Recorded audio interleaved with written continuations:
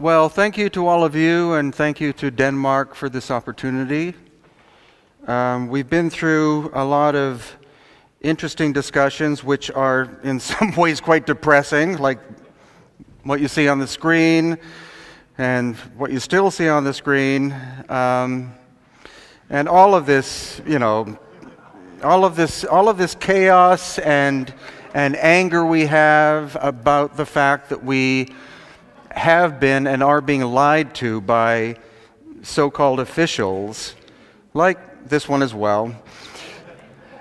And what I would like to do is I'd actually like to try to uplift you, because history, as we've been taught in school, to some degree is a lie. And I wouldn't call it conspiracy theory, but what I would call it is people closely guarding information and refusing to open themselves up to scrutiny or other people coming in and offering additional information. And so this is the typical story we've been told about humanity, that we evolved from a primitive state to we being, quote unquote, the most evolved of all of existence. And the same with society. We've been taught over and over that Homo sapiens, who we are, started out approximately 200,000 years ago, and for the majority of that time, we lived in this state of the hunter-gatherer. And then maybe 10,000 years ago, people got the idea to start living in a sedentary place, communally, and that now in the 21st century we have the city of Shanghai. And this is supposed to be the ultimate example of the expression of humanity. The two places that I'm intimate with and want to discuss are Peru and Bolivia, and also Egypt, because they spiritually and in terms of tourism, etc., are, except for Egypt at the moment, the hottest places for people to go to in order to study ancient things. But the thing is that we have left the history of both of these places and much of the rest of the world, if not all of the world, to a small group of people, in general called archaeologists and anthropologists, to tell us the history of humanity. And the problem I had with the first trip I made to Peru was the fact that I saw buildings of such phenomenal construction that what the archaeologists told me in terms of these tools, bronze chisels and stone hammers, which were the highest level of technical sophistication both in ancient Egypt and in Peru, were responsible for all of the constructions I was looking at. And so through the course of time, I've had the ability to bring engineers, stonemasons, geologists, and other experts outside of the archaeological field in to look at them and tell me from their perspective how this was done. And 100% of the time, they said that those tools could not have been responsible. And it clearly was not cultures afterwards because of the great antiquity.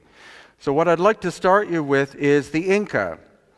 The Inca were the largest civilization in pre-Columbian America, but nobody actually knows where the Inca came from after all this 800 years of their history. Supposedly they came from the area of Lake Titicaca, and the archaeological evidence tells us that they most likely came from the island of the Sun and the island of the Moon in Lake Titicaca. And what's important is what you're looking at is an Inca building. That's how the Inca built their structures, using bronze chisels and stone hammers. This is on the island of the Sun, and this is also on the island of the Sun. And you can imagine, whether you've worked with stone or not, that with that level of technology, this is achievable. As well as this. This is the same kind of construction, but with adobe mud as well. However, the other idea is that the Inca came from a place called Tiwanaku, which is in Bolivia. But the problem we have with the site of Tiwanaku is not only that it looks more sophisticated, but the entire place was reconstructed by French and Bolivian archaeologists in the 1960s. They put these buildings back together without any reference. They interpreted what they were doing, and they honestly made a complete mess of it. Because this, for example, which is called the Sun Gate, is a single piece of stone. The crack you see happened much after it was built, but it weighs 10 tons, and it was moved from its quarry 70 kilometers away. So the question is, how did ancient primitive people move it? There are no trees at that elevation of 13,000 feet. So it's one of the many enigmatic things we'll look at. The other is this surface. And I took an engineer called Christopher Dunn, who had been to the site of Pumapunku, which is also at Tiwanaku, to look at this. And he has instruments, because he worked in the aviation industry, he has precision measuring instruments which are technically almost perfect. And this stone, for example, over the space of at least 1 foot, if not longer, the surface does not deviate more than 2/10,000ths of an inch out of perfect flatness. And you can't do that with primitive technology, but the archaeologists insist that it was done using those tools. And about 10 years ago, some German architects took some of the stones at Pumapunku and showed what they originally would have looked like, which is this. And that, again, is way beyond what a Bronze Age culture could have possibly created. Also, what we find at these sites, and we find them actually at all of the megalithic, which means massive stone sites in Peru and Bolivia, are these strange elongated skulls. And the problem is that this display, for example, which is at Tiwanaku, has been shut down. You're not allowed to look at the skulls anymore. That could be conspiracy. But no one has ever carbon dated these skulls, and no one has ever DNA tested these skulls, but the archaeologists automatically assumed that these people, or some would say beings, were directly responsible for these constructions, and that is insufficient. Even the Inca people are always portrayed like this. They are very Indian looking, they have long black hair. The problem is that when the Spanish arrived in Peru, and the reason why they were able to overtake the Inca was the Inca were involved in a civil war at the time, and almost the entire royal population, who were the actual Inca. The Inca was not the population, it was the royal family. They had been exterminated. So this is what Spanish portrait painters interpreted as being what the Inca looked like, and Peruvians to this day think that that's what they looked like, but we don't honestly know. But what we do know is that the Inca had to leave the Lake Titicaca area about 900 AD because of a very massive drought. And so they wound up going north and into this area called the Sacred Valley, which is outside of Cusco. And the Sacred Valley is called that because it has been agriculturally productive for thousands of years. And in order to develop any level of high sophistication as a civilization, water and its abundance and being able to grow huge amounts of food is what is critically important. So as the Inca were traveling from Lake Titicaca to Cusco, they encountered an earlier culture called the Wari, and this is Wari construction. Again, very simple. But then what archaeologists say is that as soon as the Inca started to build the city of Cusco, they did this kind of work. But what you'll see, again, up above, you'll see that is Inca style, but it's based on a foundation of megalithic blocks. And the megalithic work is far more sophisticated than what the Inca did. So this is insinuating that the megalithic wall is older. And this building, called the Coricancha, which is in Cusco, is believed to have been the first building that the Inca ever built. And again, there is no mortar, there's no clay, there's no cement, there's no glue. This is stone on top of stone. And the precision of the construction is so tight-fitting, you cannot fit a human hair in between the blocks. And inside of the Coricancha, we find strange shaped stones which have no real explanation archaeologically. They're just kind of jumbled up in piles because they don't fit in, again, with the picture that we're being told. And this is my favorite because this is a drill hole in a stone. It's about this long, but both ends of the stone are broken, so we have no idea how far that hole went. And if you look at the scarring marks horizontally, going this way, you can see, and engineers have backed this up, modern engineers, that it must have been some kind of boring tool that was a very high vibration. It wasn't a drill that moved like this. It was a very high vibrational cutter. The teeth would have had to have been something like diamond in order to cut through, because this is harder than granite. But again, it's an artifact which archaeologists basically don't want to discuss. And then this is a stone tub or container of some kind, which is in the very center of this building.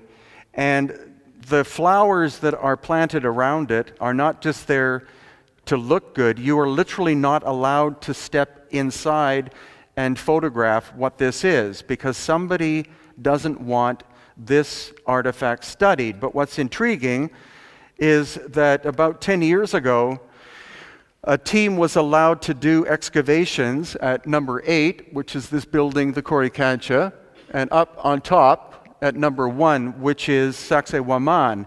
And they found a tunnel system cut through solid bedrock, connecting one with the other. The Inca could not have done that. So what I'm telling you is I believe that Cusco was an ancient city that was abandoned for some reason, and after thousands of years, the Inca went to Cusco, rebuilt their city, but now because of their construction and then Spanish construction and modern construction, it's difficult to see the oldest parts. But as you train your eyes, and this is what our tours do, you automatically see the different periods of building. The oldest is always the biggest stone and always the finest stone, and that's counter to what we're taught about society. Even in Inca times, the Coricancha building and where that tub is was called the center or the navel of the world. And it's from there that they believed energy moved out either from the center out or from the outside in. And I believe that's a concept that the Inca inherited from some energetic principle which is still at work inside this building. And as we step outside the Coricancha, there is this street here which is aligned to the winter solstice, which is an interesting thing.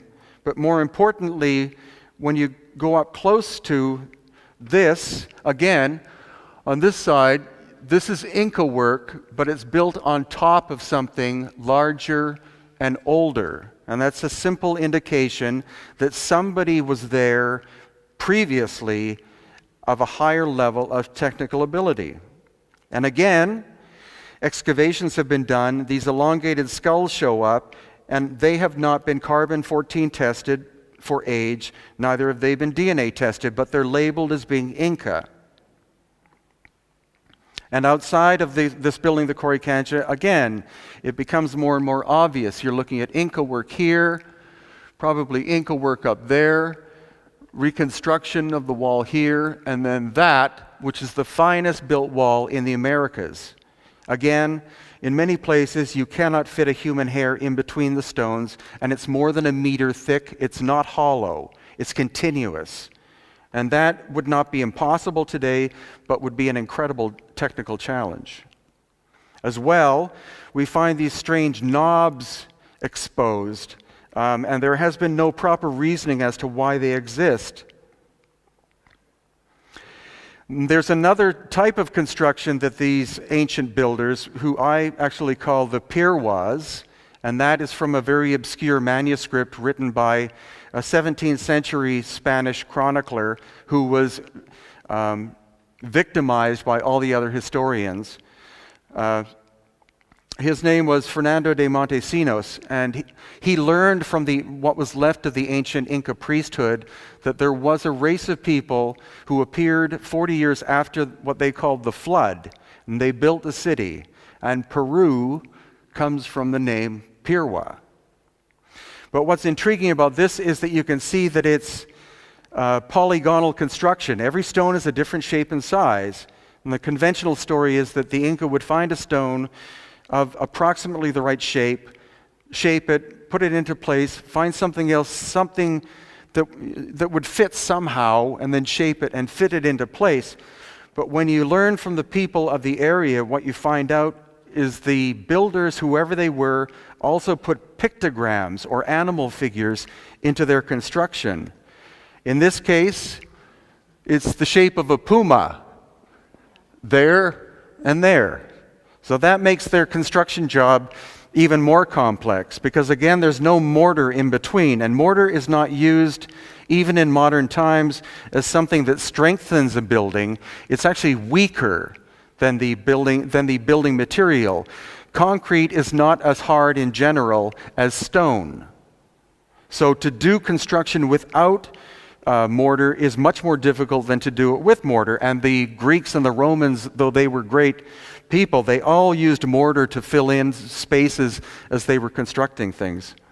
And here again we have another example. It's an interesting shape, and it's the shape of a snake.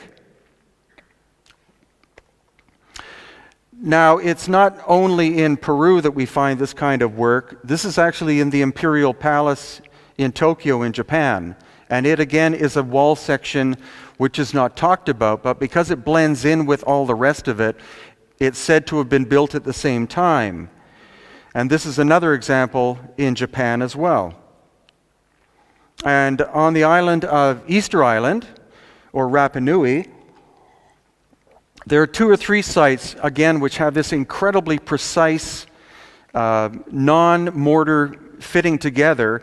And the Easter Island Polynesians were not Bronze Age, they were Stone Age people. So how could they shape basalt, which is so hard, so tight-fitting, to construct something like this?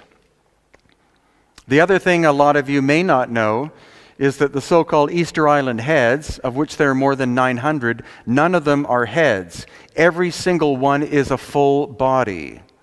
So here you see the excavation of one going down.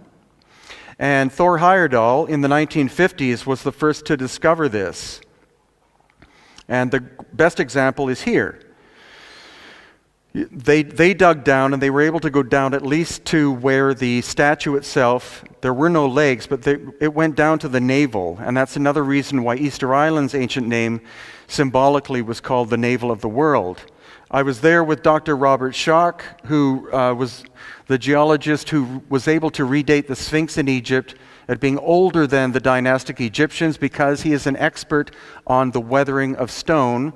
And he, as a PhD geologist from Boston University, has no problem to say that he believes some of these were constructed at least 12,000 years ago.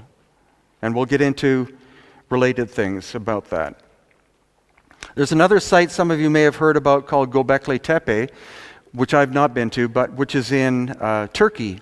And it seems to have been buried either on purpose or as the result of a cataclysm at least 10 to 12,000 years ago. And again, the timeline we're told is that Sumeria, Egypt, China, and India were the beginnings of civilization 6,000 years ago. And even as early as, or as recent as last week, Graham Hancock, who was there at Göbekli Tepe, the latest carbon-14 testing they found of the soil in the area shows that some of these are at least 14,000 years ago. And this is only a tiny piece of the site.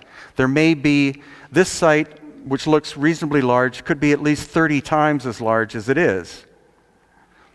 And this just shows you more of what Göbekli Tepe looks like. And this shows you the scale. Now this, I believe, is actually what Inca construction looked like. at its height. This is the finest work they did, and this could have been achieved with bronze chisels and stone hammers. And what also happens is because the Spanish deconstructed a lot of Cusco in order to build their own buildings when they arrived in 1533 and afterwards, they took the buildings apart, which were Inca, because they were quite small stones, the size of a shoebox or a little bit better. And so what this shows us on the interior is, I think, that what the Inca were doing were replicating the work of the older people. The interior of this wall, you can see, is fill.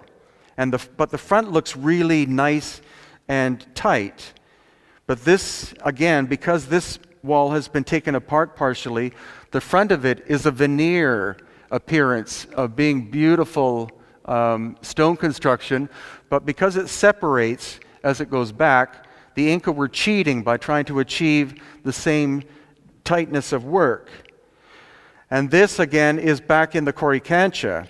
And from the front of the wall, because this one was broken, from the front to the back, again a distance of about 1 meter, in many places you cannot fit a human hair.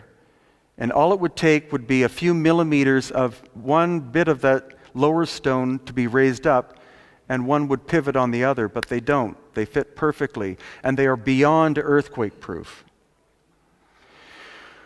Now again, these very ancient people, the so-called Pirwas, and some call them the Viracochas, are depicted in sculpture at the site called Tiwanaku. And what we can see is in the depictions, they're shown to have beards, and that is not a Native American characteristic.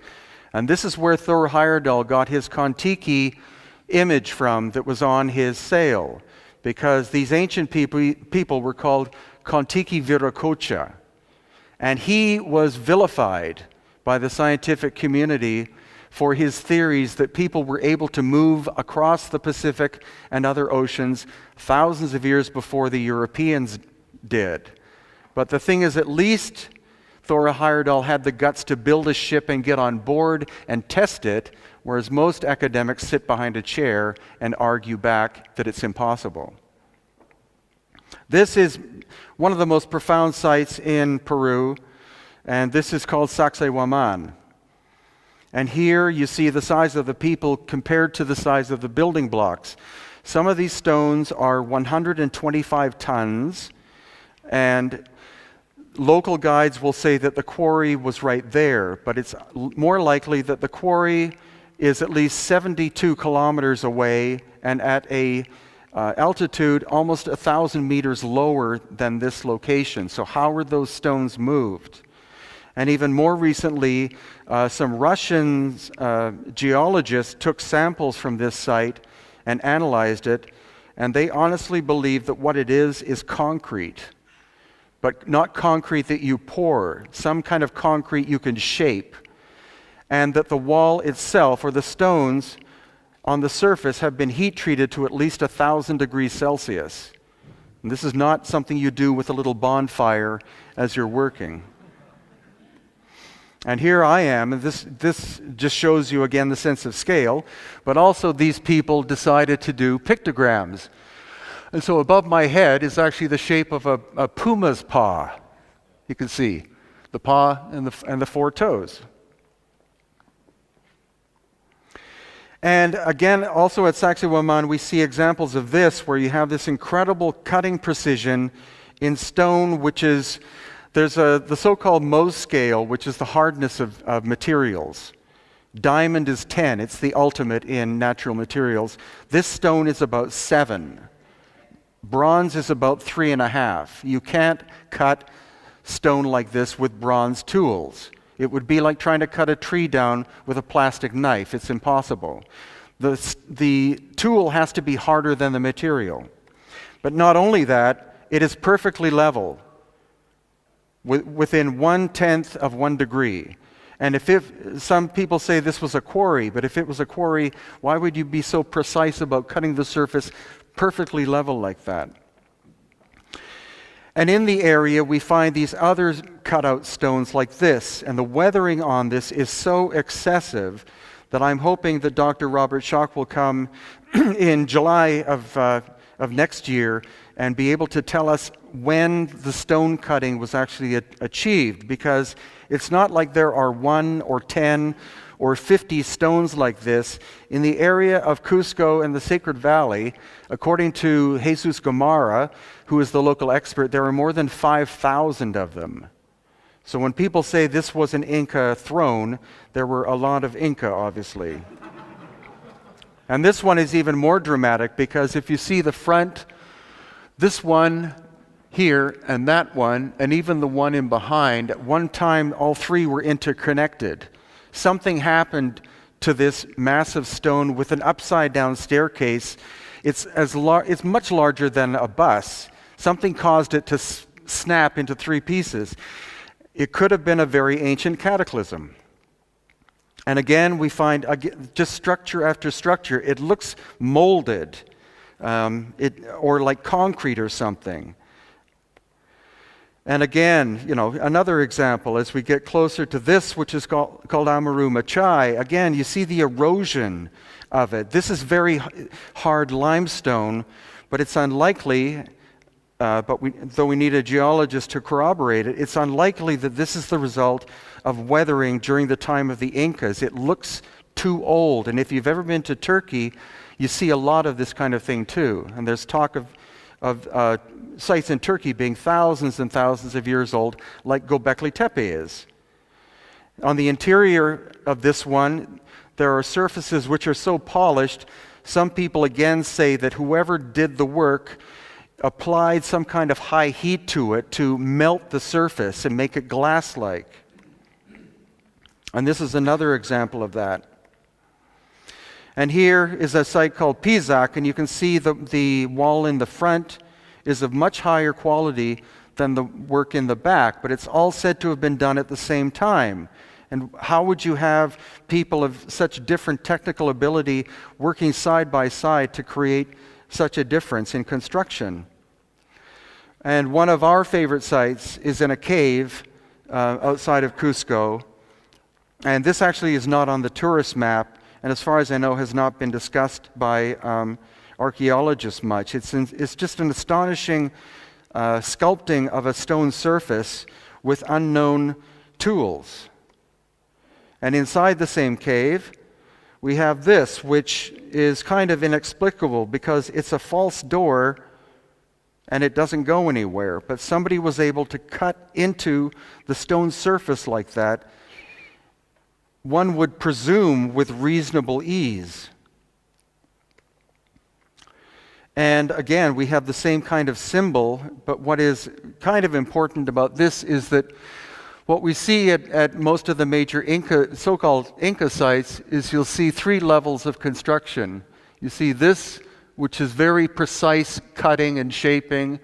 Next to it, you have stones interlocking into it without mortar. And then in the back, you have mortar work. And the work in the back we know is Inca, but whoever did this other, we honestly, we theorize. Now, this is a very famous symbol for anyone who has been to Peru. It's called the Chacana, which means the Andean cross.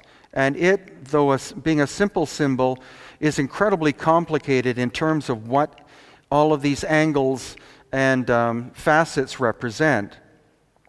But what's kind of more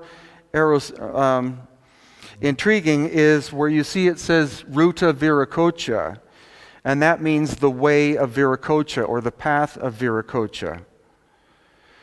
And if you look at a map of Peru, including Bolivia, there is this so-called path, and along it, all of the major archaeological sites of super great antiquity, including Tiwanaku, Pucara, Cusco, Machu Picchu, Ollantaytambo, and Cajamarca are all within a very narrow band of that one specific line for some very strange reason.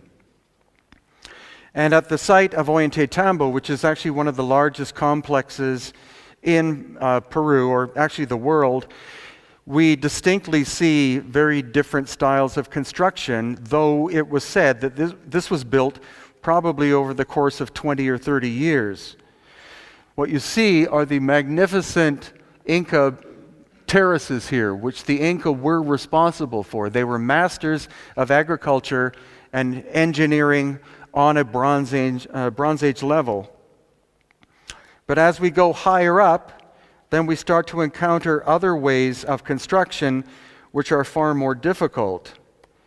And especially in this picture, you see these massive blocks of granite, some weighing 40 tons and some 60 tons, that somehow made it up onto this mountain, because the quarry, which we've been to, is across the valley and up the side of a mountain.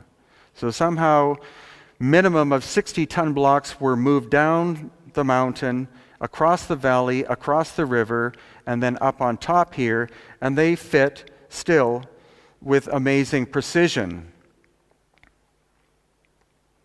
Especially as you can see here, again, where I am, you cannot fit a human hair from the right side to the left side. That block is perfect or almost technically perfect in terms of how it fits with the ones underneath of it.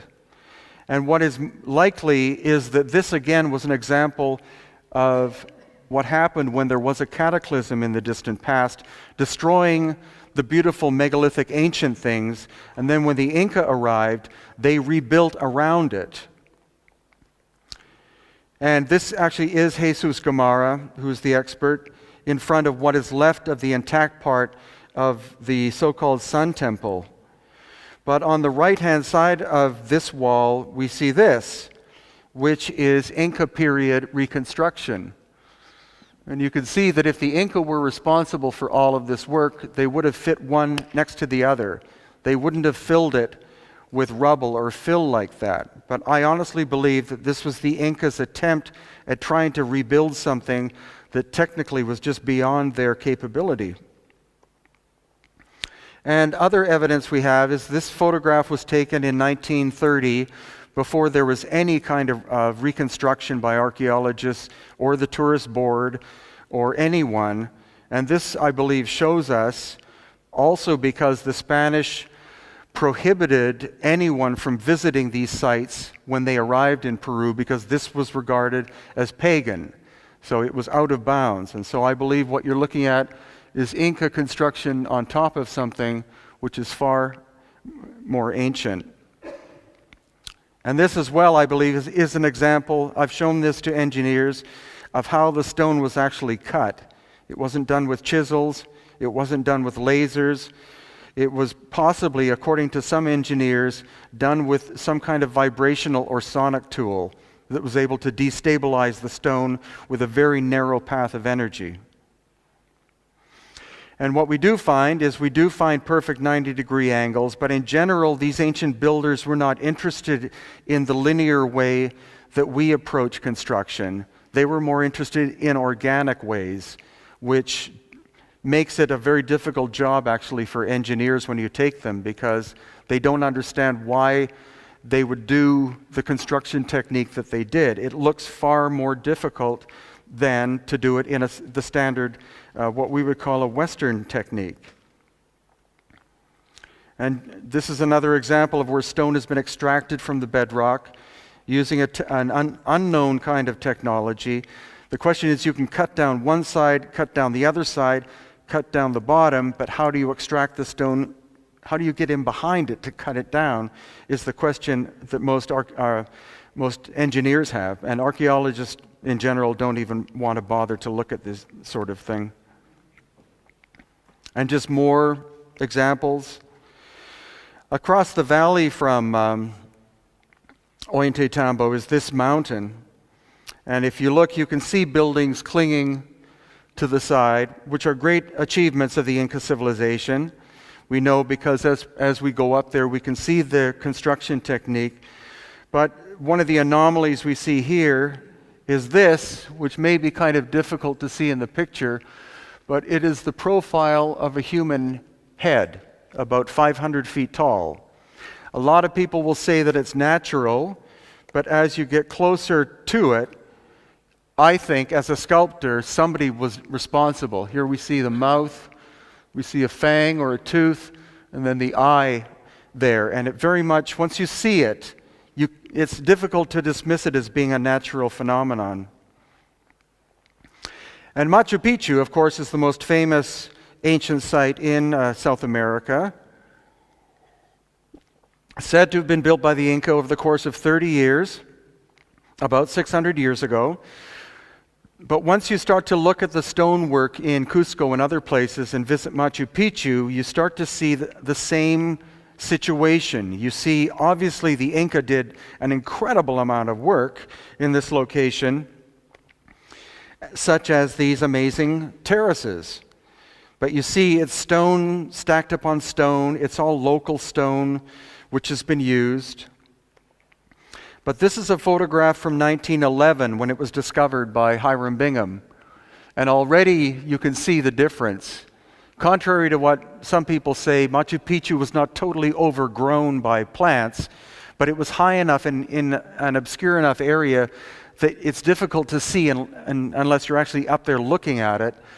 But again, you see quite rough work here, but then this megalithic area, which is in the spiritual core of the city, or so-called city of Machu Picchu. And that's a phenomenon we find not only here or in Peru, but in general. If you're looking for the oldest work, look for the core of the most ancient of sites, and that usually is where you'll find the oldest. From there, other work has been done on top of it and then expanding out. But in some places, there's so much work that has been done that it's difficult to see the actual oldest part of it. But this makes it kind of obvious. 1913, when they were digging Machu Picchu out, it revealed huge, beautifully constructed work such as this. And this is the famous Temple of Three Windows, right in the same tiny area. Now, the Intihuatana, which is called the Hitching Post of the Sun, is the iconic aspect of Machu Picchu. It's the center of the ancient part of Machu Picchu. And it's not simply a sculpted stone, it's in fact the top of the mountain. It's the exposed peak. Below it is a mountain of solid granite, white granite, with a very high quartz content. And what we find out as we explore Egypt and Peru and Bolivia is that the ancient megalithic builders didn't simply find big stones and use them. They went specifically for stone that was high in quartz and possibly iron. And because quartz has piezoelectric properties, it's possible that what these people were looking for and why they were constructing with it was because of the electrical or vibratory nature of the stone itself. And that's why they would go great distances to bring megalithic blocks into places in order to construct them. It had to have a certain quality in the material. Now, what the Intihuatana hitching post does do is it is perfectly aligned to north, south, east, and west, but it also points, each one of those cardinal directions points to a mountain. And when we were there at one time, we brought a compass with us, and these two gentlemen repeated this process 10 times. They took the compass and brought it in close to it without touching it 10 times, and every time the compass deviated by between 5 and 10 degrees. Now you're not allowed to be too close to the structure. They say it's because they don't want people touching it, but if you're a conspiracy theorist, maybe they don't want close examination. And a lot of Peru is starting to be that way. They're cordoning off areas so you're not allowed to go in and make measurements and things. And I think this is an obvious example of where you see three distinct building styles, all done in exactly the same place, but for unknown reasons. Not something you would do probably if you were building something quite rapidly, but I think what you're looking at is the oldest, the middle, and then the Inca levels of work. And this is simply another beautiful construction inside a cave on the backside of Machu Picchu that most people don't go and have a look at. But it is so incredibly integrated. Again, mortarless work. And as we travel out from the city of Cusco, actually heading back towards Lake Titicaca, what you can see here is you see adobe construction predominantly, but underneath it is a megalithic foundation. And if the megalithic work was done structurally by the Inca, you would think they would produce a beautifully straight line where one material intersected the other. But it literally looks as though they found a ruin and built on top of it, which I think definitely is the case. Because even though in the Spanish chronicles they would say that, that the Inca so-and-so built a structure, it could very well be interpreted as that he built at the structure, built on something that was older. This is a site called Silustani, which is near Lake Titicaca, and these are called Chulpa burial towers because there's an opening, very small, on the eastern side. And so the story is that when the sun would rise, it's related to rebirth, because the Inca were supposedly worshipers of the sun, etc. But when I've taken engineers there, they look at how it was built. The internal material here is of a higher density than the external shell. And also the cupping that you see in an intact one, the outer wall had these hollow pockets. And when I went inside one of these with the engineer Christopher Dunn, he was able to figure out that the perfect harmonic of the interior of it was A sharp. And so that is a very special frequency in many ancient sites for some reason. And the other thing is that all of the damage to these, of which there are many, of these Chulpa towers, goes from the east to the west. Most people will say it was the Spanish tearing the buildings down, but the pattern of it would insinuate, because some of these, the stones are much larger, they're almost the size of an automobile, and they are hundreds of feet away from the original construction, that there was some kind of acoustic disturbance in the distant past that literally exploded the site. And the same can be seen at Machu Picchu. You'll find these megalithic buildings where the stones have been pulled apart, not by people trying to pry them apart, but by some massive disturbance that literally pulled them and spaced the building blocks. This is a site called Aramu Muru, and I just show it because it's a spiritual mecca for people, but I don't think there's anything great in terms of its technical precision. But it's becoming a major tourist site on the shore of Lake Titicaca. But what's kind of intriguing is that the previous picture, which is Silustani, as well as this site, and Tiwanaku, 10,000 years ago, the water level was high enough that the shore of the lake was lapping at all these three sites at the same time, as if intimating that they were all used originally at that time. And then Tiwanaku and Pumapunku, which is the strangest place on the planet, I believe. A lot of people, many people believe ancient aliens were responsible for its construction, but it's the precision of the stonework is profound. Again, you take a metal ruler and you place it on a lot of the surfaces, and there's no movement, and you can't see light. If you take a flashlight, you can't see light in between. So a lot of these surfaces are within 2/10,000ths of an inch of being as flat as a glass table, if not better. Now, the thing about Pumapunku is that it was buried under mud, under a wall of mud that happened at some time in the distant past, and the majority of it is still buried. The Bolivian government has not gotten around to do much in terms of excavation there. But again, 10,000 years ago, the water of Lake Titicaca would have been lapping right at this site, whereas now it seems abandoned in the middle of nowhere. And these are the famous H blocks, which, if anyone knows anything about Pumapunku, these are the most interesting feature. There are about 10 of them, and no one has any idea what they were, how they could possibly have fit together. And again, a drawing made of what they would have originally looked like is this. And it's just inexplicable that a primitive culture, could have or would have bothered doing this kind of work. And I'll be going back in October and November, hopefully with a very intense magnifying glass, because so far we've not been able to find any tool marks at all, which is very strange. Usually when you cut something, the tool will leave a saw mark or a drill mark.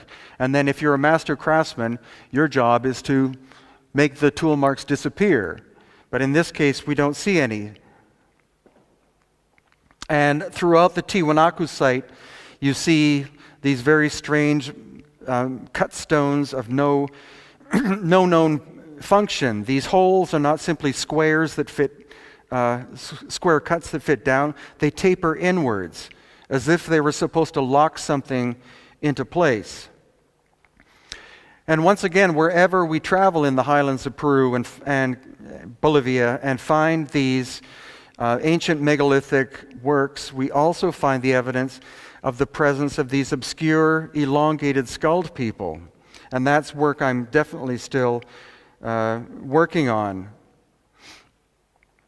Also at Pumapunku, we have evidence. I've taken a drill bit, and in a lot of cases, this one specific measurement or size of drill bit will fit perfectly, but not without a gap in each one of these holes. So somebody at some time seemed to have been there with a tool at least of cobalt steel, tungsten carbide, or diamond, being able to bore into this stone, which again is about 7 out of 10 of the hardest stones on earth. In an obscure part of Bolivia, we have a site called Samaipata, which I've not been to. But this is a giant stone outcrop of sandstone, several acres in size, and it's said to have been built by the Inca. This was built by the Inca, but no one knows who did all the work in the background. And again, you see the level of erosion involved. And in obscure museums in Peru, we find evidence of the possibility that somebody in very ancient times had high-speed drill bits and power drills. This is not something that you would be going like this with a bow saw to try to bore through. In other cases, we find examples of what looked like a massive cataclysm occurred. This is approximately the size of an automobile, and you can see that whoever made it shaped it almost perfectly, and the break would have had to have happened after it was finished, not while it was in process, because there's no surface on this massive stone that shows partial completion. It's complete, now it's broken like a piece of styrofoam. And at other locations, this is in the area of Ancash, in the Peruvian highlands. And again, you have this strange mix of building styles. You have kind of rough work here, but then you have these two strange columns. Why are there 2 columns and not 10 or more of them? Samples by a Japanese group of geologists of these 2 pillars were taken, and supposedly they have not been able to establish where on earth the stone comes from. It's not local, it doesn't seem to be Peruvian, but they've not been able to locate exactly where the quarry is that they came from. And even farther north, there is this channel which is carved into the bedrock, which at this point is about 8 kilometers long, and originally it would have been much longer, because if you go to one end or the other end, you can see where it's been so filled in over time that it no longer functions as a way to distribute water. But it's just one of these, it's a very strange one of many, many sites in Peru that most tourists have never been to. It also has these right-angled channels in it. Now, in terms of time, like when would this have been this ancient work, when could it have been made? And there's growing evidence about a time of about 11,500 to 11,700 years ago.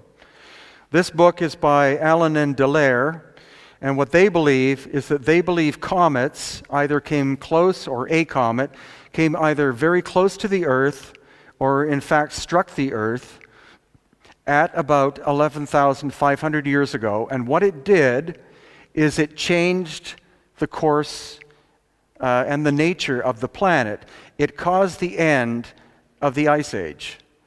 So rather than the idea that the Ice Age ended as a gradual shifting, the poles very slowly started to melt, their theory, which is starting to be backed up by other scientists, is that the end of the Ice Age, or at least a major portion of it, took 3 years, and that the level of the world's oceans rose by 350 feet in 3 years, not 3,000 years.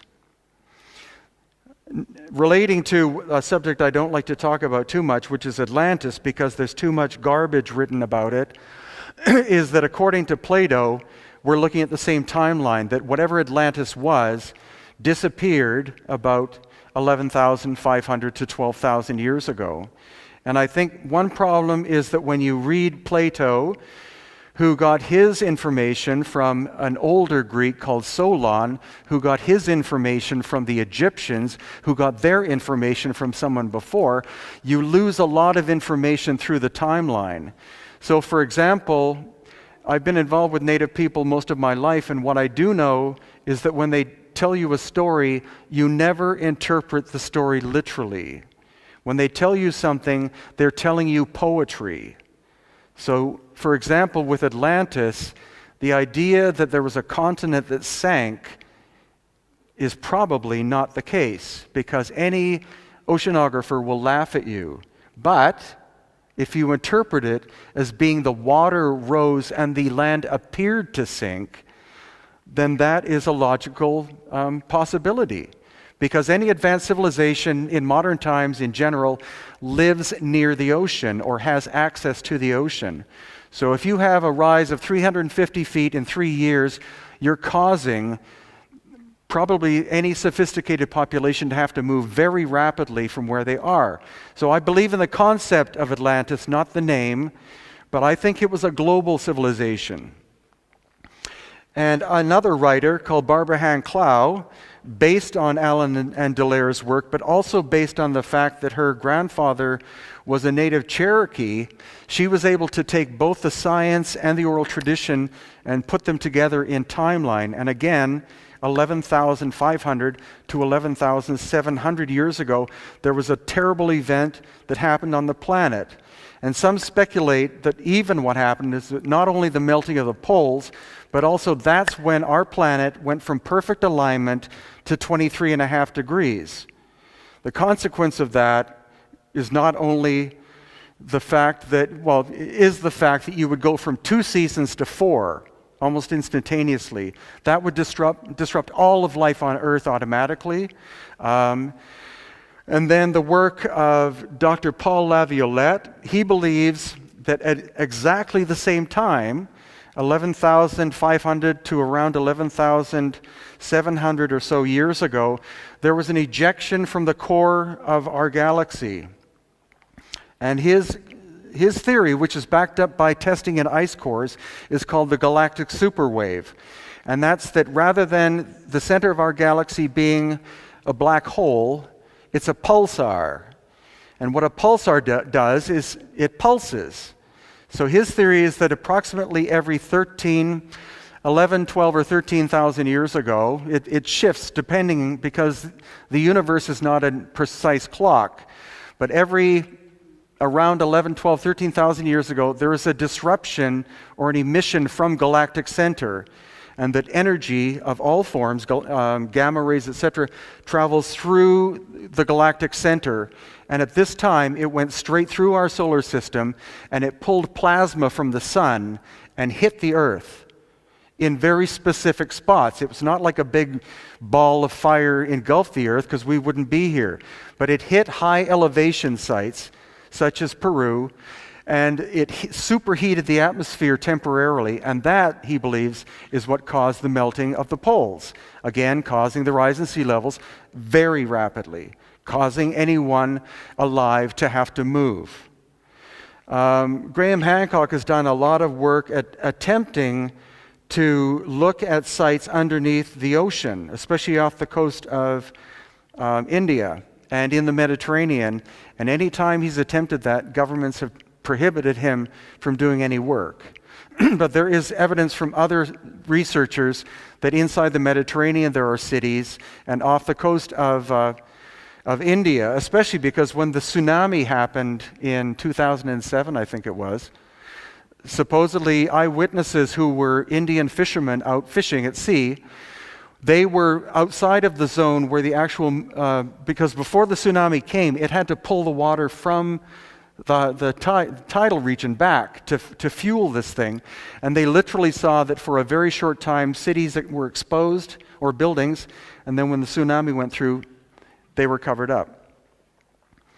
And then also Dr. Robert Schoch, who I've mentioned before, his theory, again, around 11,700 years ago, was that the sun itself had a plasma disruption, and this is based again on science, that 11,500 to 11,700 years ago, the Earth or the sun became very active, which it's doing right now, but it was so disruptive at that point that it sent plasma, which were not only sunbursts, they actually struck the planet and did exactly the same thing as these other researchers are talking about. So you have 4 more or less independent studies and more stating that the end of the Ice Age was a very rapid event. Any civilization of any sophistication that existed prior to that time, if not completely wiped out, would have been wiped out to such a high percentage that most of the educated people would have died. And so most of their information, their technology would have been lost. The little pocket of people that did survive that repopulated the planet would have had memory, but they would have had myth rather than science. And when you look at any mythology of most indigenous cultures, their myths are usually based on fact. The trouble is, over such a long course of time, you have reinterpretation, and you have, the stories become more fantastic and larger and different. So in Egypt, which ties into Dr. Schoch, again, he being an expert on the erosion of stone, was brought by a man called John Anthony West to the site of the Sphinx. And if you don't know, the Sphinx is inside what's called the Sphinx enclosure. The Sphinx does not lie on flat land. It's inside this huge pit. And what Dr. Schoch was able to state as a geologist is that the weathering on the Sphinx and the Sphinx enclosure was not the result of wind and sand. It was the result of water. It had to be precipitation. So he was able to get in contact with climatologists, and they were able to build a computer model to go back in time to find out when that event could have been.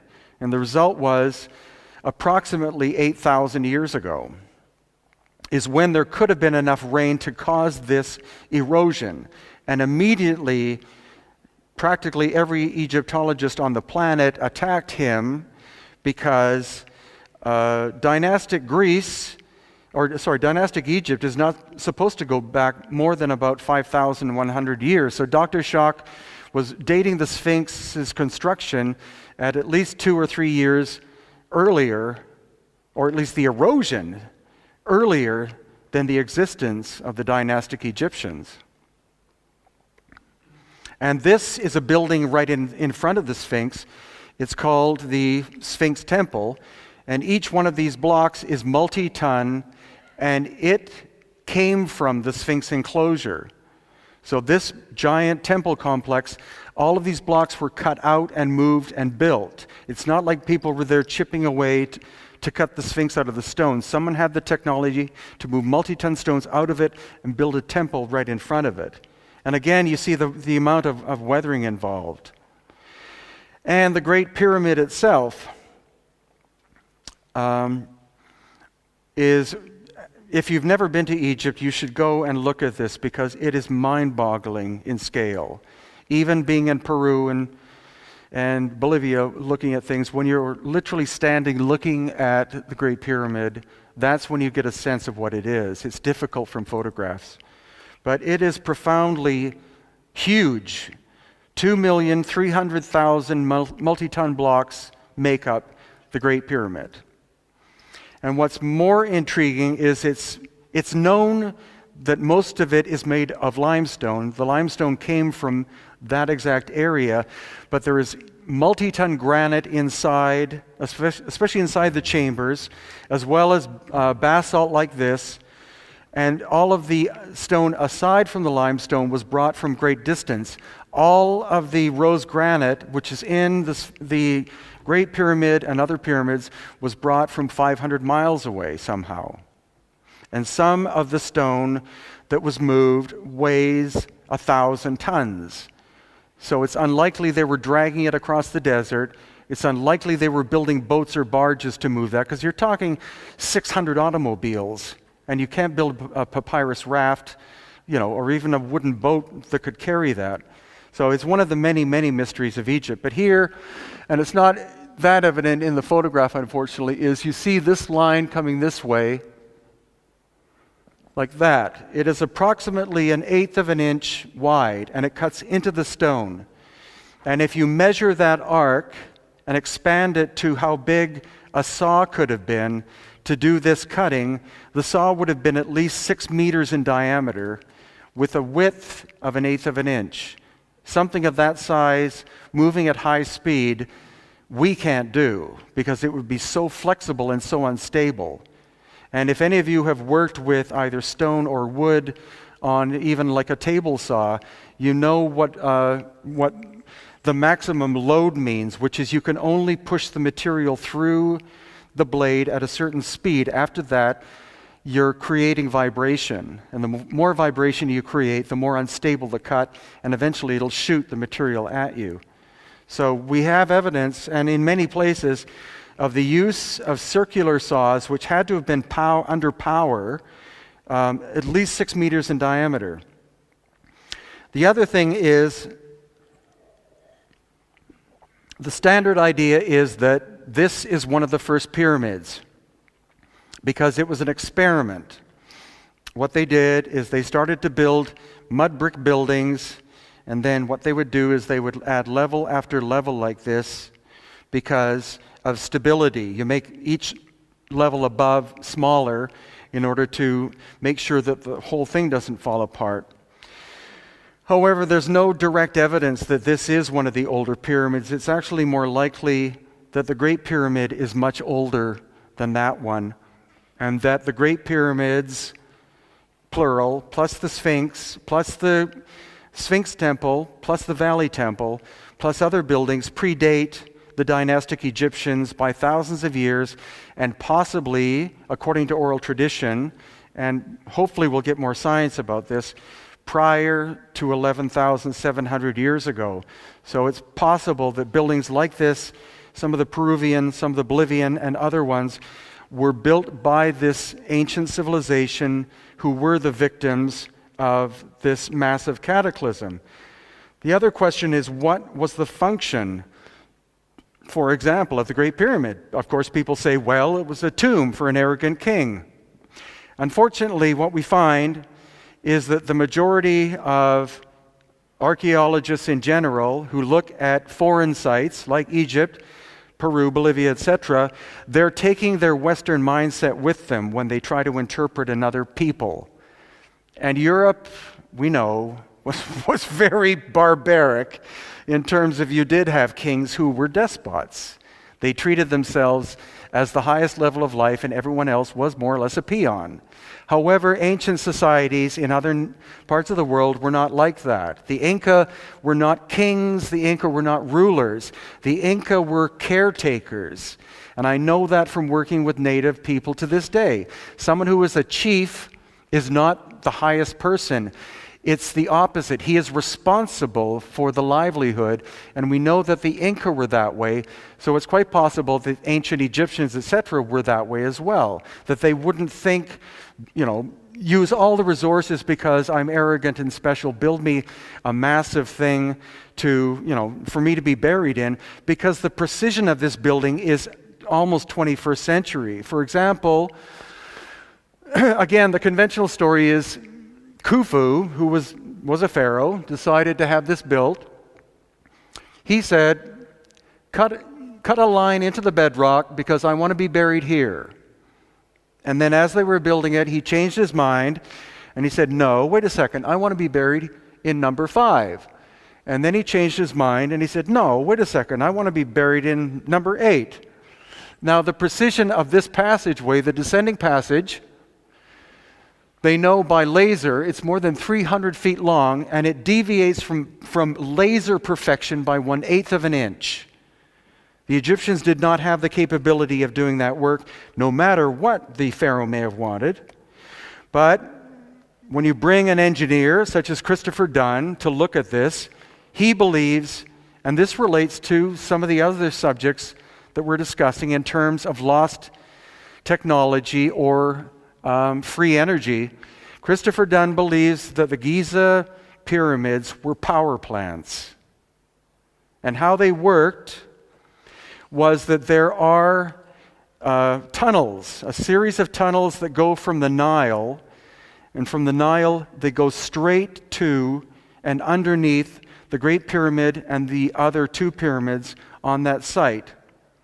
And that in his case, he believes that it was chemicals they were using to create hydrogen, but other people believe that what they were doing is they were moving water, and it was gravity fed underneath the Great Pyramid, and that at one time there were mechanisms inside the Great Pyramid that were capable of splitting water into hydrogen and oxygen, creating energy. So that I find actually is a more logical idea than the idea that it was a tomb. The thing, though, is that if these buildings were there 12,000 years ago, were abandoned and actually shut down because of the shift of the Earth from its perfect alignment off to 23.5 degrees, the destruction of the civilization, the loss of knowledge, then 5,000 years ago, the dynastic Egyptians show up and they see these structures, and of course they adopt them. And it's quite possible that Khufu said, "Put my name on that building because I am the pharaoh." And the other thing is that the Grand Gallery. If you go into the Grand Gallery, there's no reason why it would be immense the way it is to access a place where you're burying the king. The sonics and vibrational characteristics are profound, and it resonates again to between A and A sharp. The other thing a lot of people don't know is that the Great Pyramid is not a 4-sided, it is an 8-sided pyramid. The flat sides are not flat, they gently taper in to the center. And engineers have looked at that and they say that shape is beautiful for either sonics or acoustics or for vibration. But you can only see it at certain times of the light, looking straight down, I would guess, from a helicopter onto it. But it's something that if it was built as a tomb is an engineering phenomenon that would be very difficult to do. Also, in the Queen's Chamber, there are the shafts that go up, and this is one of them, so-called Gantenbrink's door, because a man called Gantenbrink was able to build a little robot and was custom designed to go up the shafts in order to see what happened. And when it went up, then it reached this door, and there was nothing he could do, so they sent the robot back down. Later on, I believe he was allowed to come back once, and then he was kicked out of the country because he was able to get a drill attached to the little upawat, and it went up, and it drilled a hole through, and what they found out was that though they thought these were 2 little flanges for sealing, the area off or whatever, Christopher Dunn, after being able to see photographs of the interior, believes that this was actually part of the wiring system of the Great Pyramid, that again, it's part of the electrical nature, and the reason why they're so eroded was because of the wear of the functioning of the Giza power plant. And another aspect to it, again, getting to the idea of free energy, or even Tesla, who I don't think invented what he knew, but he found out what it was and used ancient information, were the obelisks, of which there are many, used as almost like occult symbols now. Of course, there's one in St. Peter's Square, there's one in London, one in Paris, etc. But what you see when you look at these from very up close is the precision of the cutting of the hieroglyphs is inferior to the surface of the stone.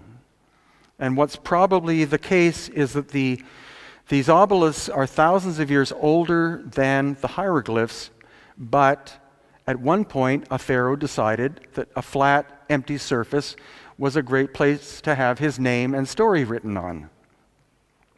And going as an aspect of the Giza power plant system, this is what it could have functioned as. The power plants, being the pyramids, could have been the generators, and the obelisks were the receivers.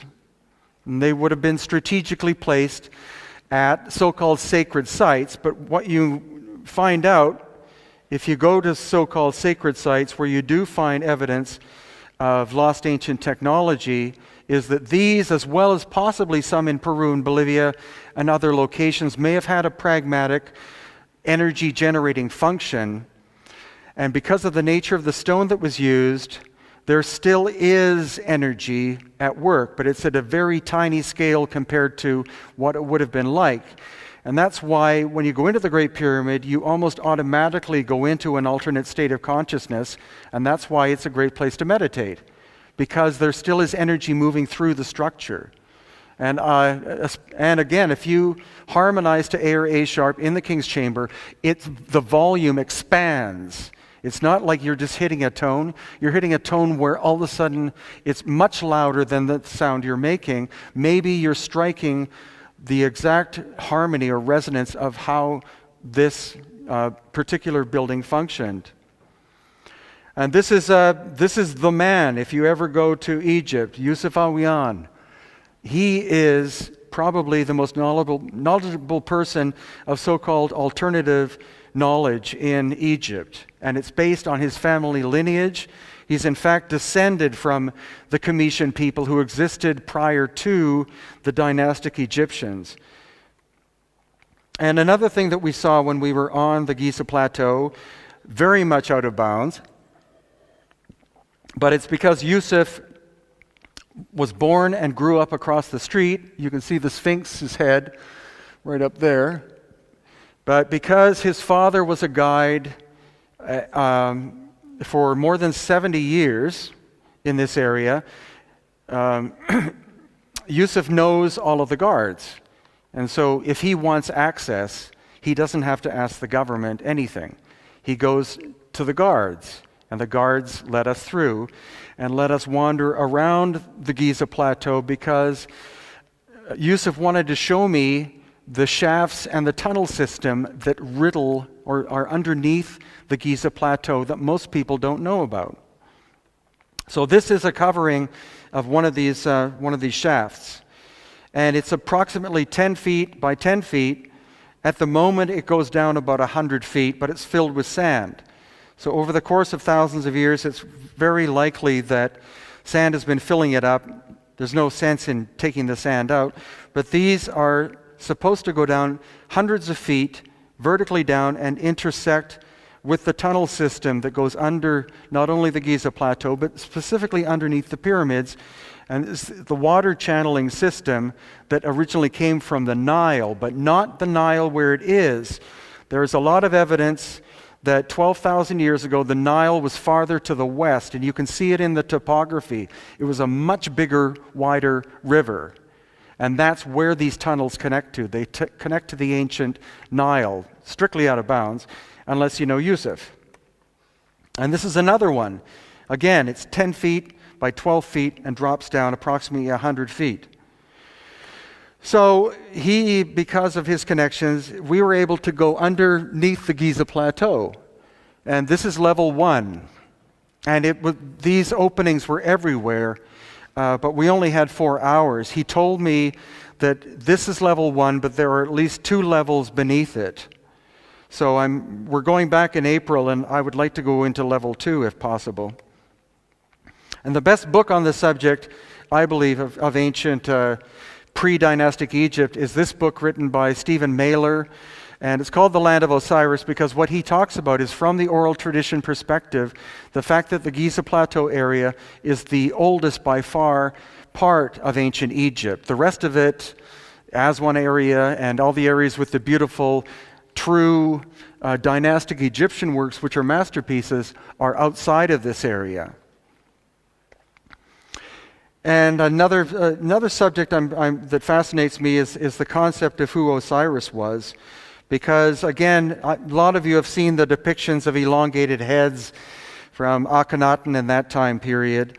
And I'm wondering if it kind of relates to the studies I've been doing in Peru of the elongated skull people. And why it is that people practice cranial deformation in order to look like these mysterious ancient ones. Of course, the automatic idea goes to that these, people were aliens or related.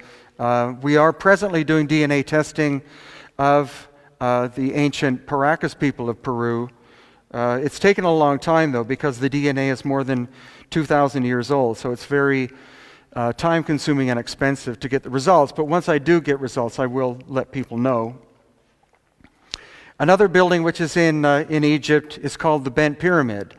And the conventional archaeologist's idea of why, or Egyptologist's idea of why it is the way it is in terms of shape, is that literally, and I think it's racism, that the ancient Egyptian engineers got halfway into constructing this massive structure and figured out that the angle was wrong. And so they had to compensate by changing the angle in order to reach the peak. And that's completely stupid. They would have built a model first and figured out the angle. But according to the oral tradition, this again was supposedly built by an emperor or a pharaoh called Sneferu. But when you learn from someone like Stephen Mailer, who knows the language much more than the average Egyptologist, it actually means, Sneferu means double harmony. And so when the famous designer Buckminster Fuller, who was a Canadian, went and saw this structure, that's exactly what he said about it. He said it looks like it has 2 angles because it was supposed to have 2 different frequencies.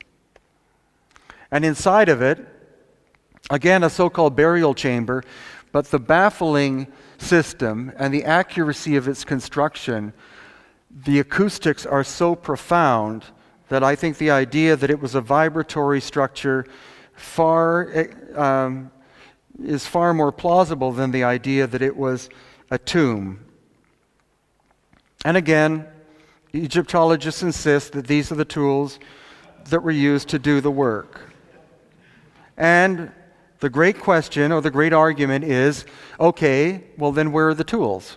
Where are the high-tech tools? And the analogy I would give is that if you had an incredible level of technology and you had machines of some kind made of gold and crystal and who knows what, different materials to build up, then you wouldn't necessarily find them buried in the ground. If they were abandoned, then they would have been abandoned on the ground. And then much later, after this civilization was no longer in existence, somebody shows up, much like if you took a cell phone and you threw it in a part of the jungle somewhere where no one had ever been in contact with Western civilization, they would find this thing a curiosity. And they would open it up, and they would see a light flashing, and then they would think it's a very special thing. Not a god, but a very special thing. Eventually the battery dies. It's not doing its magic job anymore. So then they're curious and they take it apart. And then they see something shiny inside, which is maybe gold. They take that out and they make an ornament out of it. Somebody else takes other parts of it. I think any of the ancient machines would have been recycled. Anything made of gold would have been stripped off because these things don't do anything anymore. And your culture doesn't understand what it is. And over time, it's the same thing as an automobile. If you abandon an automobile somewhere, someone's going to steal the tires quite quickly, and then the radio and other parts. So that's my explanation, at least. You're not going to find somebody, unless this stuff was buried on purpose, which is possible, but none has been found. This is another example of Yusuf with cut stone surface. The diameter of the saw that would have cut through this basalt would have been at least 6 meters to 8 meters in diameter, and the cutting pattern, which means that every rotation of the saw makes a groove or it makes an impression in the stone as it's moving. The speed at which this saw moved, by some experts, is twice the speed of what a 21st century saw can do. And these we find as well. We find these scattered all over the place. Precision drill holes in the middle of the desert. Nobody in recent times would go out there with a drill to core sample something like this, because there are lots of them. But it takes an eye to see them. This gives you a sense of the size of them. And again, the feed rate, which is the rate at which the cutter is going through the stone, in this case rose granite, is approximately at least twice the speed of what a modern diamond cutting drill can do. And unfortunately, you can't see this too well, but this will show you the impression. I have lots of photos on my website, etc., but you see the pattern of the cut as it goes. It's approximately every 2 to 3 millimeters is one rotation of this cutting tool. We also find strange things like this. This material is called quartzite. It's very hard. And these strange tub-looking things were not originally in this place at Abu Ghurab, which is in the desert of Egypt, but they were scattered about. Nobody has any idea what they were for, but conventional Egyptology says that they were the bowls, or they were giant bowls for the sacrificial blood of special bulls for some reason. But the thing is, anybody who's ever made a sink, the trouble is once you get the blood in the bowl, how do you get the blood out of the bowl when the drain hole is only halfway down? The drain hole should be at the bottom or lower down. But again, in each one of these, you have this very precise, cored out drill hole. And then here's Mirene. And this is the Serapeum, which is completely amazing. It's only been open or reopened for a year because it was thought too dangerous to go inside because the ceiling is supposedly unstable.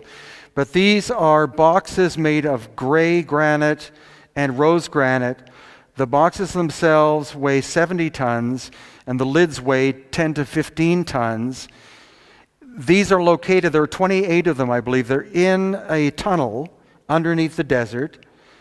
No one knows how they got the boxes in to begin with, how they moved them from the quarry 500 miles away. But also the lid, for some reason, was cut out of the same block of stone. They fit together because they were once one piece.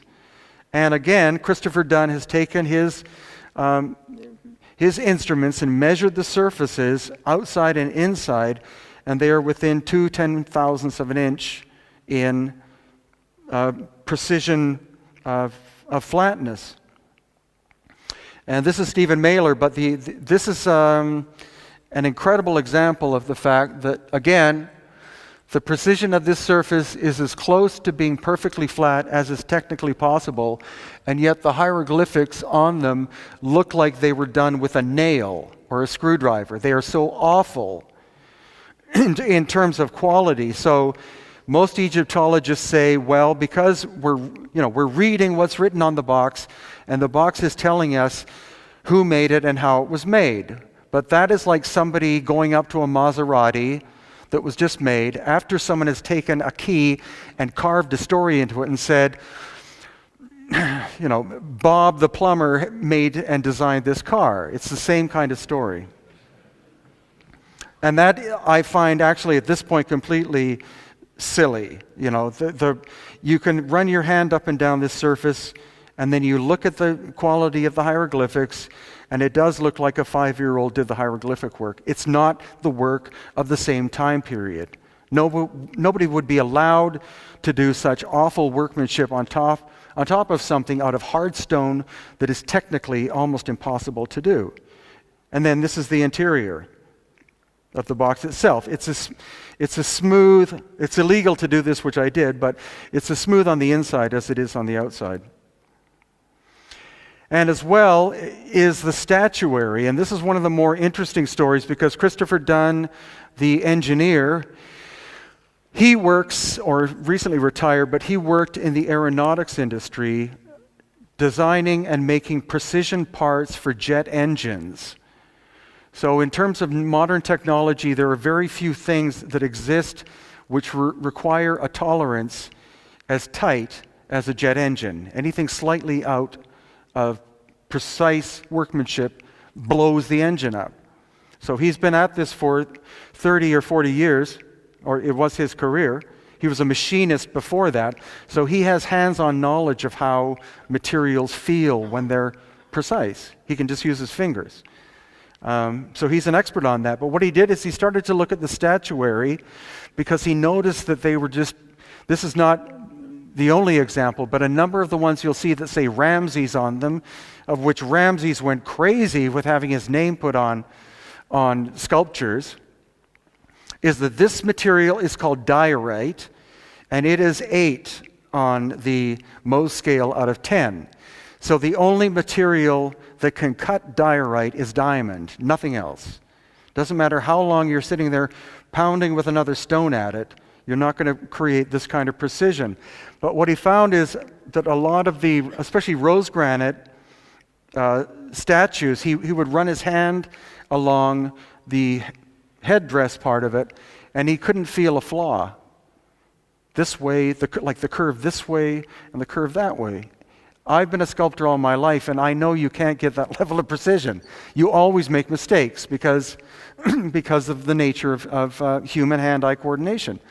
So he started to do studies, computer modeling, and what he found out is that with a number of the so-called Ramses statues, some of which are this big, others which are much bigger, that the precision of workmanship of those sculptures could have only been achieved with machining technology.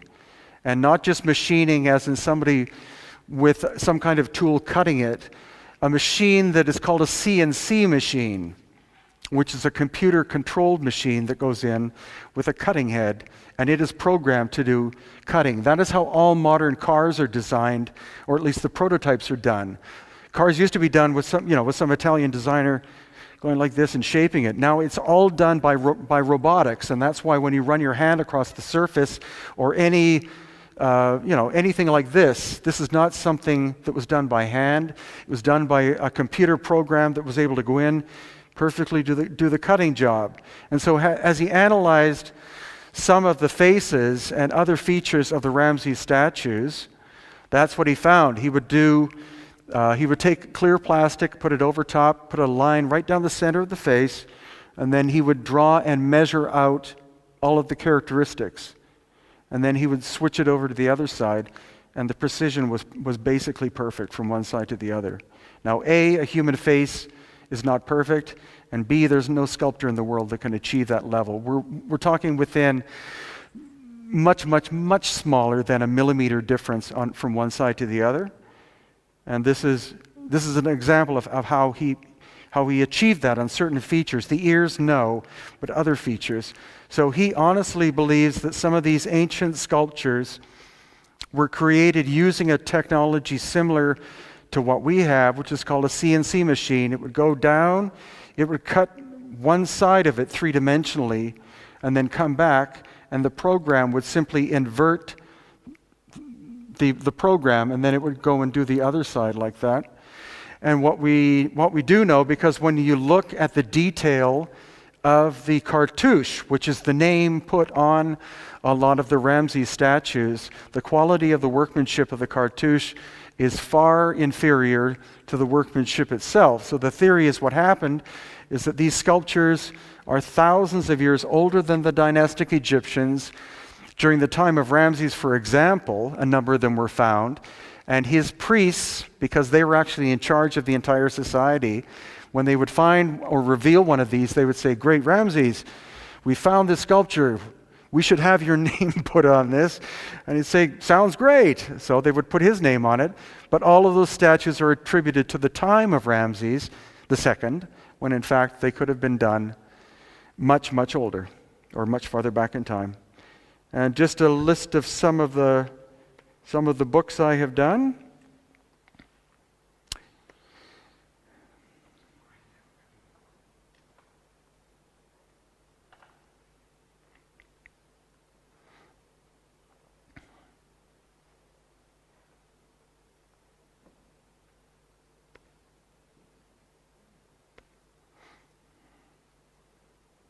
And now I'm open to questions if anyone has any.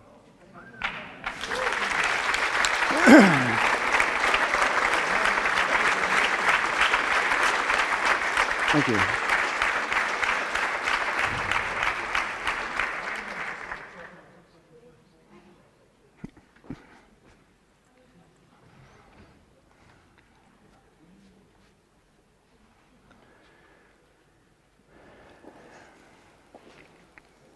No questions? Yes.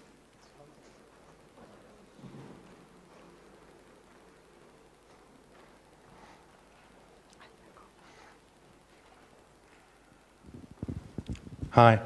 Brilliant lecture, I think. Thank you. I just saw through the tons of books you've done. The last one was the Nazca Lines. Yeah. I was actually there in '97. I'm sorry? I was actually there in '97, Uh-huh. and I just figured maybe you have a theory of any connection to the I'm sorry. any connection to the theory of the aliens you've mentioned here that could be possible as visitors. Do they have any connection to the Nazca Lines? Uh-huh. What's your theory on that? The theory? Yeah. Well, the Nazca is like anything, it's much more complicated. You can't fit anything into one theory, Nazca especially, because it's not just the lines, it's the figures.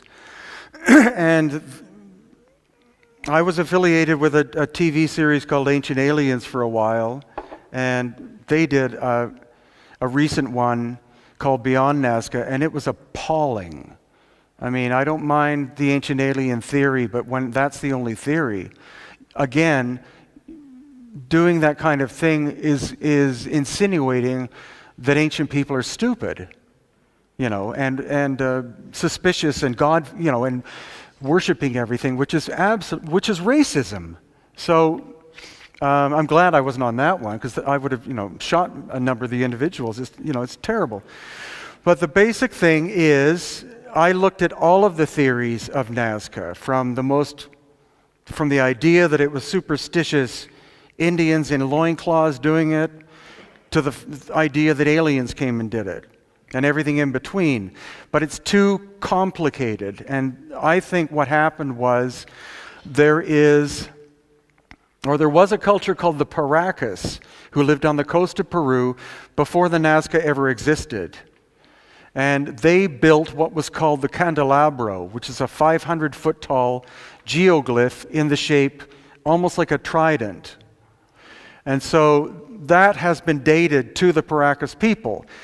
The interesting thing is it could only have been done out at sea, because you can only see it at sea. And then what happened is that they started to move inland. They lived northwest of Nazca. And they started to move inland towards what is called Nazca, and they started to make more of these geoglyph things and shapes and that sort of thing, mainly on the sides of the mountains, and you can see a lot of Nazca from different hilltops. It's not like they can't be seen. That's a lie. There's also the idea that they really overdo, that there's a mountain there where someone came and cut the top off, which is not true. Because Nazca is like Arizona or New Mexico in the United States. It's so ancient in terms of geology that there were periods of time where there was massive flooding for thousands of years, lowering the level of some of the surfaces and exposing these flat tops. And that's what Nazca is. So these Paracas were building more and more complex figures as they were going. And then they finally, it seems, built what's called the astronaut, which is this guy going like this. And again, he is on the side of a hill. From another mountain, you can see him. So it's possible that people could somehow translate, the designer could translate to the builders, maybe with runners, I don't know, but how to do that. The lines themselves, some of them were ceremonial because they do point to sunrise and sunset. Others point to constellations rising and falling. But the majority of them were most likely made as a mapping system of underground water because Nazca gets an inch of rain a year. And so all of the water that feeds the agriculture of Nazca goes underground from the Andes under to the ocean.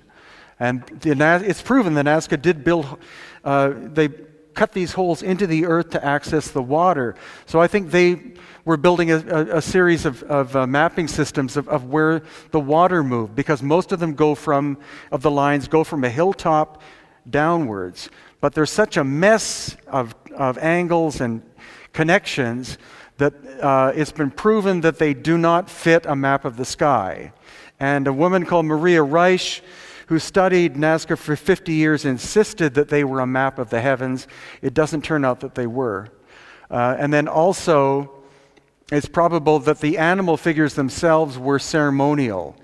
Each one of them, for example, the hummingbird, it is one line that goes like this around and back to the beginning, but the beginning and the end never meet. And that is an entry point. So they were most likely ceremonial. You would go down the beak of the hummingbird and do a series of ceremonies of some kind and then work your way back out. And then people say, but wait, you can't see, the figures you can't see unless you're, above, looking down. But that's not really true. Because again, it's important to get somebody outside sometimes of the archaeology department to look at it. And this one guy had a very brilliant idea. He said they could have simply taken a piece of bark or a piece of stone and set up a grid system this way and that way and drawn the spider, for example. And then they took cotton and they took stakes and they staked out a giant area in scale with that. And then he had his builders, based on a grid system, do that design work. I think the Nazca themselves were responsible for a number of the lines and most of the figures, but the Paracas culture did some of the work before that. And so it's a complicated story. It's not just one theory. And I do like our Eric von Daniken to some degree, but the idea that somebody would be capable of traveling through intergalactic space and would need a runway in order to land their craft is completely, that is 20th century thinking. So that's my theory about Nazca. And the reason why they are on average about this deep now, and the reason why they've lasted so long is because it basically never rains in Nazca, not even an inch a year. Global climate change or HARP or somebody's doing this is starting to destroy some of it. But it's a complicated story, just like Egypt is a complex story, or Peru or whatever. And as I did say, I enjoyed the Ancient Aliens experience. My mind is very open to the idea that we are products of or have been in contact with other beings. But to use that as the automatic assumption before you say, couldn't ancient people have been smart enough to do this work? You should think about, did ancient people do it first? And especially ancient people we know about. Then if not, then what about ancient people we don't know about? And then if you exclude all of that, then possibly somebody else was doing it. My next question, because you talked a lot about 11,000, 12,000 BC. Is there any ancient people or artifacts, I know there is, but anything you found very interesting dating way older than that? Or, way older? Yeah, or older than that? No, at this point I'm limiting myself to that because I'm a biologist by background. To some degree, I believe in evolution, but I don't believe in all of it because there are a lot of mistakes. There are a lot of holes in Darwinian evolution. I don't think we necessarily, ascended from apes personally, but I think there are too many claims of.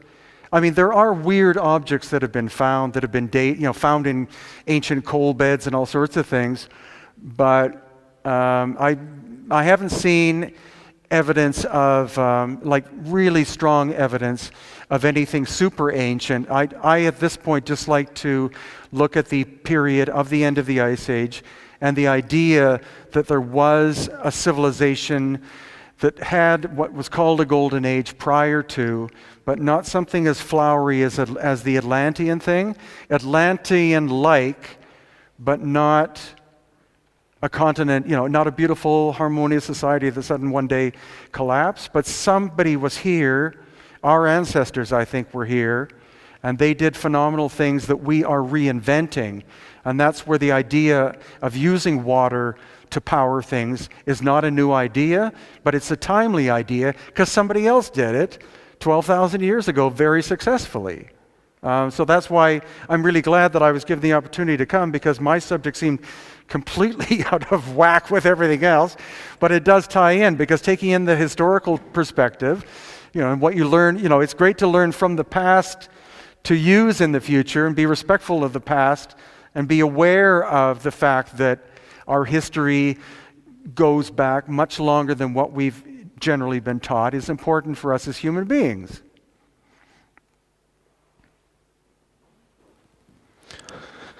Great lecture. Thank you. My question to you is, you showed us some pictures of quite similar stonework, the walls and stuff from, many parts of the world.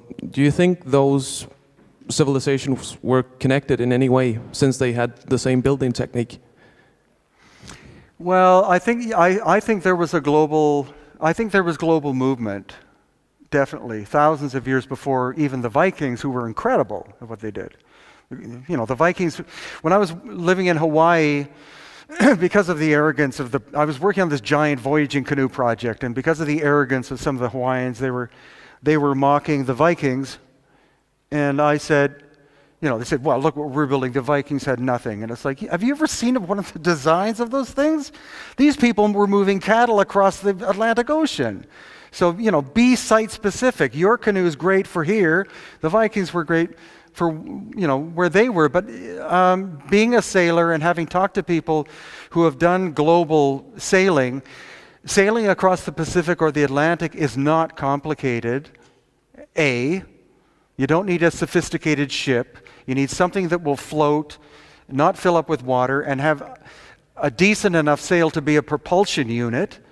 And also, you do not, the arrogance of some television programs when they say, it took a clock before we knew what latitude was, and then from there, we could conquer the world.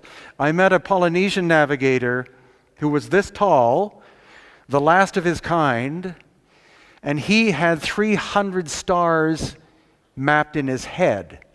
The reason why he had to know that was because if it's a cloudy night, you need to know one or two. But his mind was a maritime navigational machine. And so, again, what I like to really point out is that ancient civilizations, or even the descendants of ancient civilizations, just because they didn't have what we call technology doesn't mean that they didn't know how to do things possibly as well as we do. If you drop your GPS off your sailboat, you're screwed. But the Polynesian people still know how to read wind, waves, birds, weather, etc., and all together as a machine. So I think definitely we have a lot of evidence that people easily had the capacity of circumnavigating the world long before any European did that, though what they did was great. And what's key is, if you look at very specific locations, one of them is where the Olmec people lived in southern Mexico. And that is where North America comes down. It's not as far south as Panama, but it narrows down to about 100 miles in diameter. And that's where you see this ancient so-called influence, these giant stone heads with African features, but also Southeast Asian features in them. And I think that these very ancient people, being very intelligent and conservative of energy, they knew where this narrow point of land was. It became a rich culture because of trade between the two oceans and what they would simply do, and this is even what Pizarro did when he was trying to find Peru, is they would take their ship, say they would move across the Atlantic to this narrow isthmus.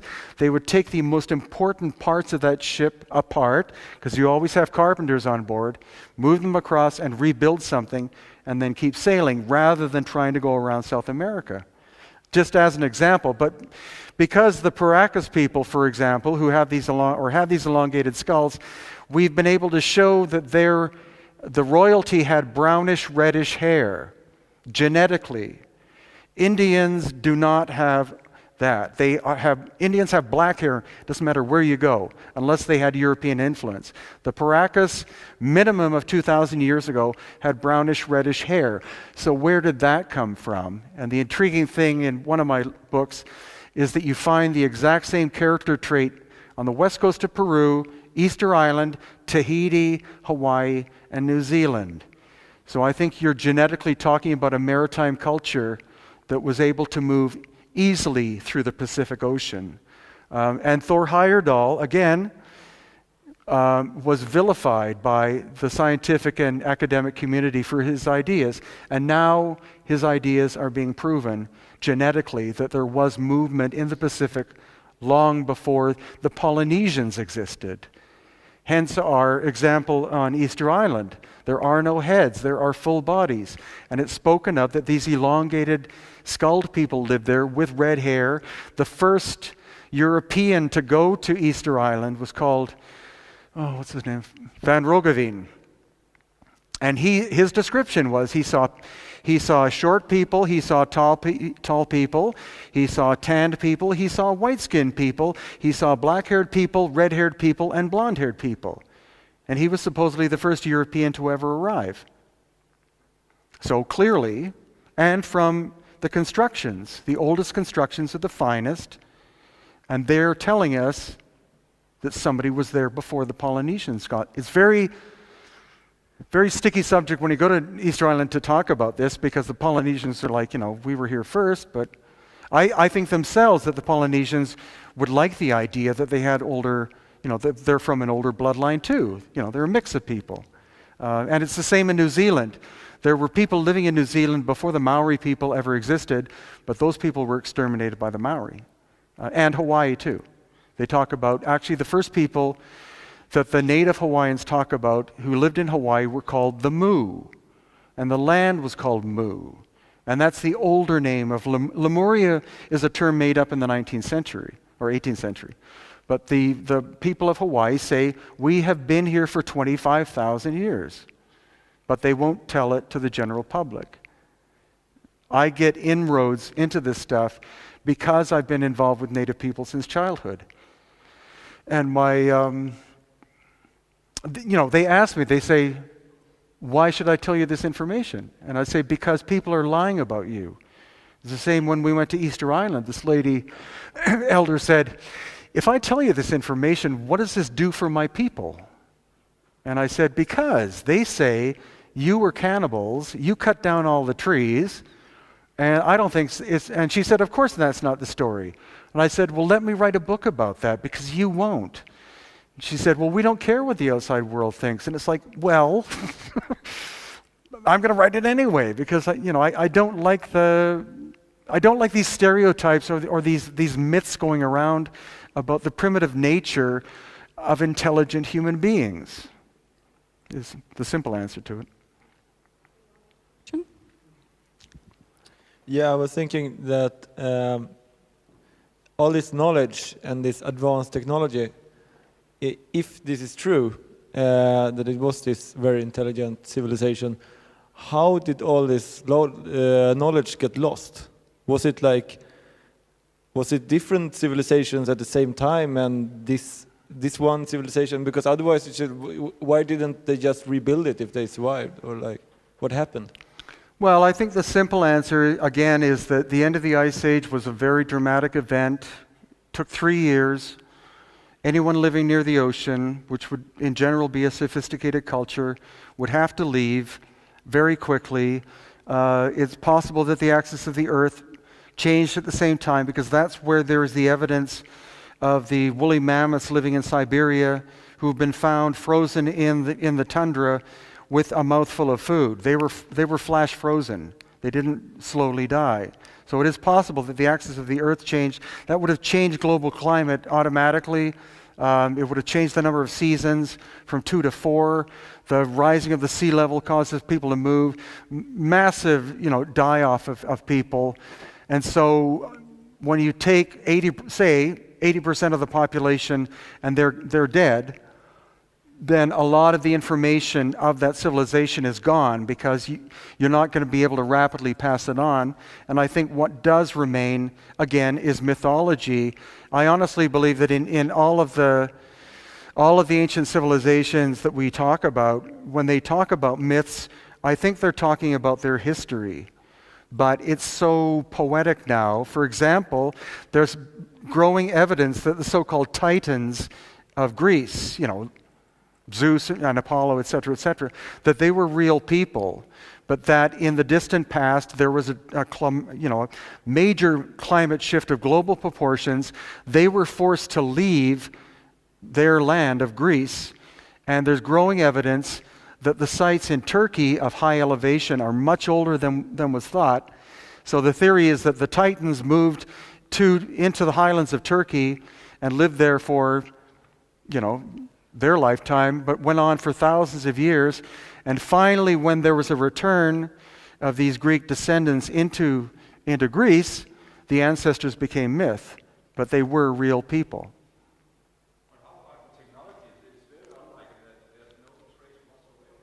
Well, no, it's not that there's no trace. There are fascinating things inside the Cairo Museum, but they have been mislabeled. Like, there's one thing called the schist disc. It's about this big. It has fins on it. It's all made of one piece of stone. The stone is only probably 4 millimeters thick. And the stone itself is very hard, but it's very sort of fragile. It's a mixed up term, hard but fragile, but it's a very delicate material and hard material to work. And so it is sitting in a glass case. They keep moving it around the museum because it took us 20 minutes to find it. But when engineers look at that, they say that is an impeller, or that is something that moved at high speed, and the fins were for either moving air or water. But the label is pharaonic fruit plate. And it is conspiracy theory, but it's probably true that a lot of these pieces that don't fit in with the pharaonic timeline or description are hiding in boxes in the basements there. And in the Smithsonian is a terrible institution for that. They have so many artifacts they've found that have been documented from the 19th century of not things such as giants, but people like 7.5 feet tall with red hair who lived in the United States at the same time as the native people or earlier.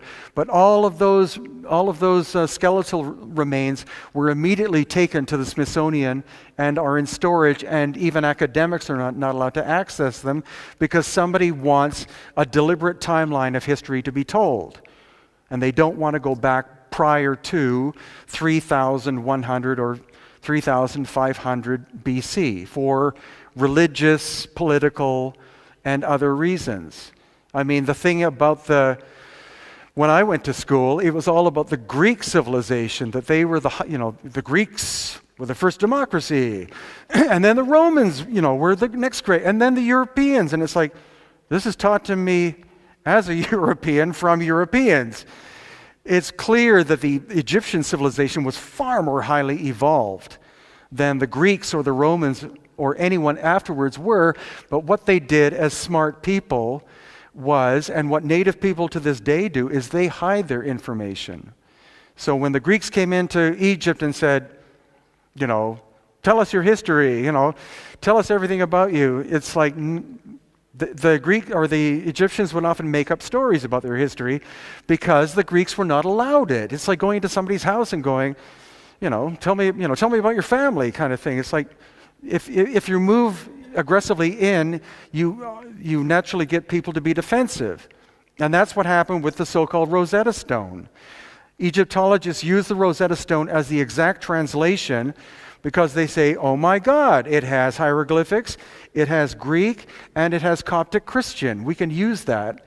But that was simply a tool of commerce that was developed. And so the first superficial level of the meaning of hieroglyphics were told to the Greeks so that they could use it for commerce.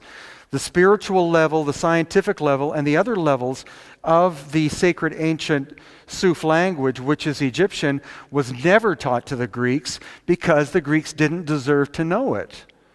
And so by using the Rosetta Stone, you're using it as a direct translation, taking the hieroglyphics and directly translating, and anybody who knows anything about the ancient knowledge of Egypt just breaks out laughing and says, none of that means any of that.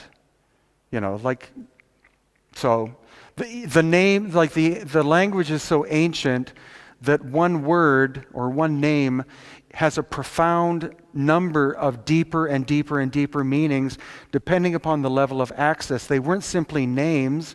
And as as a very simple example, Akhenaten, who people are just enamored with for good reason, his original name was Amenhotep IV. And Amen is a period of the sun. It's a time period.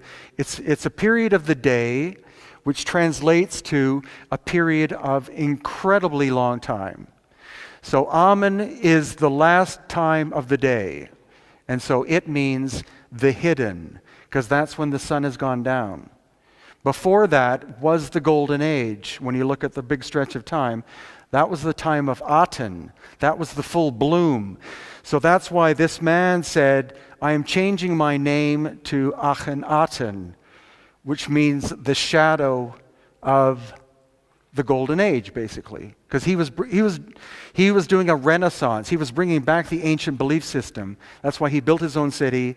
He didn't worship the sun. He worshiped the sun as a symbol of the full blooming of consciousness. And our word amen, which people think means go with God, comes from ancient Egyptian, and it means the hidden. So that's a simple example of what his name meant. Like he made up his own name. But any one of these things, it's